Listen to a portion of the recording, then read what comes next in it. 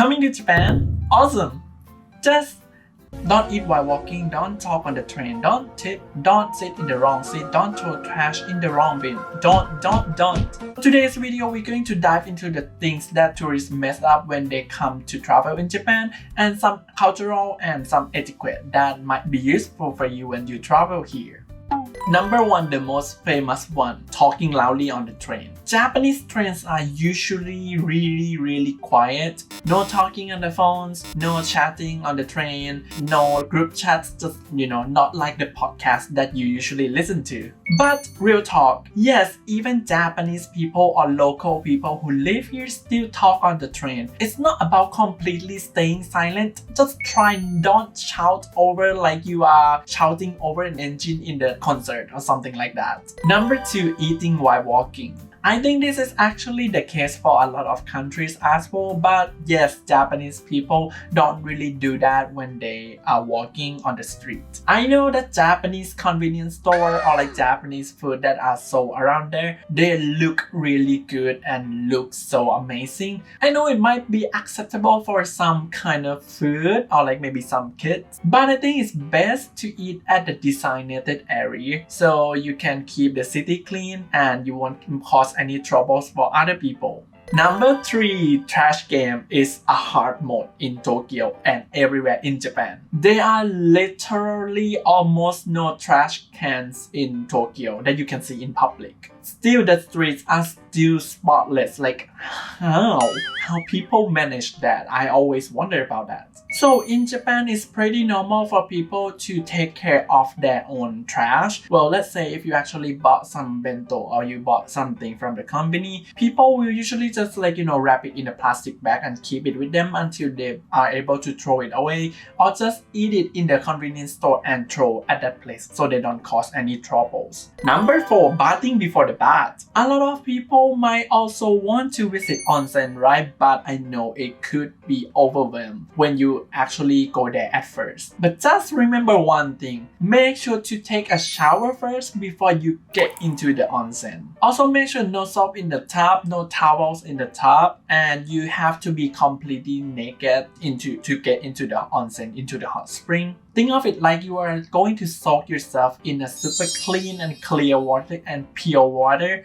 with strangers. Number 5, respect shrines and temples in Japan. You know, shrines and temples in Japan are sacred place. It's not like an Instagram playground. So please be respectful. And there are some hidden rules. It's not actually a rules, it's just some etiquette that you might not know. But when you see a big torii gate, most of Japanese people believe that the center of the gate is actually the god path. People usually walk into you walk on the side of the torii gate instead of the middle. And before you actually enter, most people bow, and when they get out, they also bow one more time before leaving the place. You can just watch what locals do and just copy them. It's not that hard.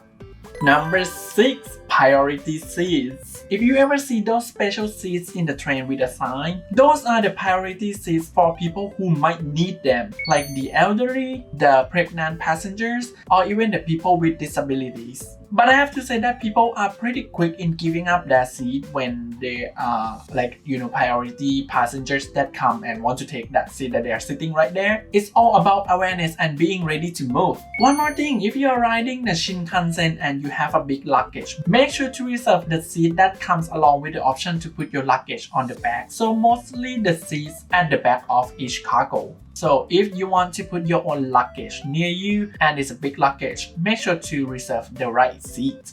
Number 7, I think a lot of people hear this a lot, don't tip. Seriously, don't.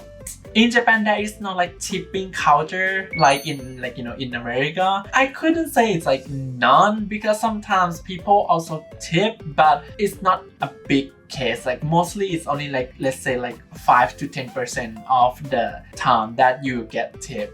Because if you try to leave your money or stuff, people might just think that you forget something and they will chase you until they find you, and then they will just say oh, here, you forget your money.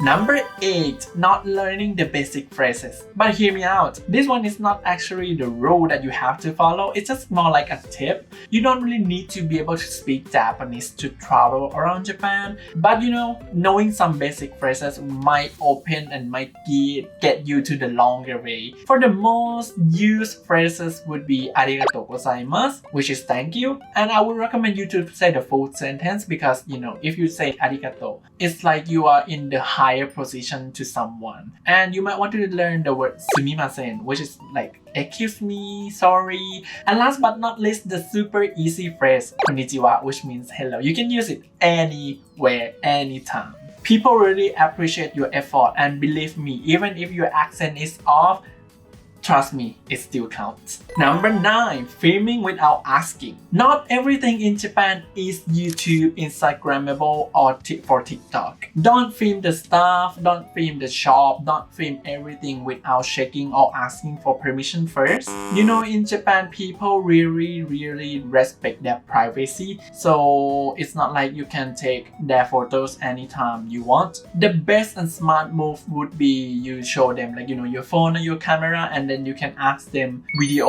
okay, photo okay, and if they say no, then you can just smile and you can just say sumimasen. That's easy. However, let's be honest, people still film and record a lot, shoot a lot of photos, record a lot of videos, and that can be helped anyway. So if you do record, it's best to keep it low key. And if you accidentally take video or take photos and there's someone in it, and if you want to post it online, make sure to blur their faces. I think that's kind of like the best move to do. It's a small step that might help you avoid any problems that might occur in the future. Number 10. Not following the flow. So for example, if you're in Tokyo, use the escalator. People usually stand on the left and walk on the right. Although it's the opposite in Kansai. In Osaka, people stand on the right and walk on the left. So yes, Japan has their regional escalator etiquette. Left for stand, right for walk. So if you want to avoid the dirty looks, the bombastic side-eye stuff, then I would recommend you just go with the flow, except if it's the rush hour or there are some stuff